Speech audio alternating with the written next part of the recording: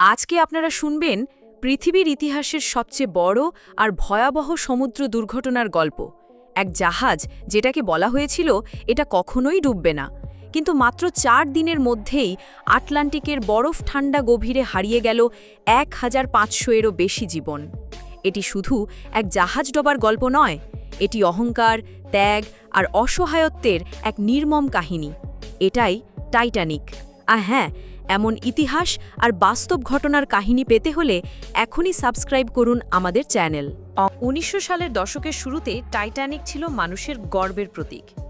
৯০০ foot লম্বা, ১০ তলা উঁচু, ৪৬,০০০ টন ওজন তখনকার সবচেয়ে বড় আর বিলাসবহুল জাহাজ। রাজপ্রাসাদের মতো কেবিন, সুইমিং পুল, বিলাসবহুল রেস্টুরেন্ট আর লাইভ মিউজিক ব্যান্ড সবকিছু যেন ভাসমান শহর। ১০ এপ্রিল ১৯১২ সালে ইংল্যান্ড থেকে নিউ ইয়র্কের পথে রওনা হলো এই স্বপ্নের জাহাজ। প্রথম শ্রেণীতে ধনী ব্যবসায়ী ও অভিজাত পরিবার, তৃতীয় শ্রেণীতে অসংখ্য অভিবাসী আমেরিকায় নতুন জীবন গড়ার স্বপ্ন নিয়ে। ১৪ এপ্রিল রাত, আকাশ ভরা তারা, সমুদ্র শান্ত। রাত ১১:৪০ হঠাৎ সামনে দেখা দেয় এক বিশাল বরফখণ্ড, আইসবার্গ।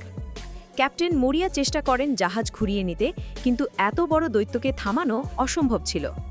বরফের ধারালো অংশ চিরে দেয় জাহাজের তলদেশ, পানি ঢুকে পড়ে একের পর এক কম্পার্টমেন্টে। মুহূর্তেই বোঝা গেল এই অডুবনীয় জাহাজ ডুববেই। প্রথমে অনেকেই বিশ্বাসই করছিল না। লাইফ বোট ছিল মাত্র অর্ধেক যাত্রীর জন্য, আর তাও অনেক খালি অবস্থায় ছেড়ে দেওয়া হচ্ছিল। মানুষ ভাবছিল এত বড় জাহাজ তো ডুববে না, কিন্তু পানি যখন ডেক পর্যন্ত উঠে এলো, তখন ভেসে এলো ভয়ের চিৎকার, কান্না আর প্রার্থনা। বরফ ঠান্ডা বাতাসে জমে যাচ্ছিল শ্বাস, তবু বাঁচার জন্য সবাই লড়ছিল। জাহাজ যখন ঢালু হয়ে সমুদ্রের দিকে ঝুঁকছে, তখনও টাইটানিক ব্যান্ড বাজাচ্ছিল শেষ গান, নিয়ারার, মাই গড টু দি। ধনী যাত্রীরা নিজের গয়না টাকা ফেলে সন্তানদের হাতে তুলে দিচ্ছিল লাইফবোটে। অনেক স্বামী স্ত্রীকে নামিয়ে দিয়ে নিজেরা ফিরে আসেননি, যেমন আইসিডর আর ইডা স্ট্রাউস, যারা একে অপরকে ছেড়ে যেতে রাজি হননি। রাত ২:২০ জাহাজ দুটি অংশে ভেঙে যায় আর কয়েক সেকেন্ডে অদৃশ্য হয়ে যায় বরফ ঠান্ডা আটলান্টিকের গভীরে। প্রায় ১৫০০ মানুষ হারিয়ে যায়, অধিকাংশই ঠান্ডায় জমে মৃত্যুবরণ করে।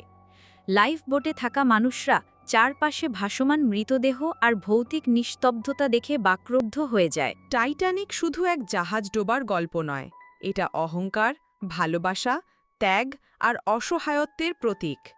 এরপর থেকে বদলে গেছে সমুদ্রযাত্রার নিয়ম।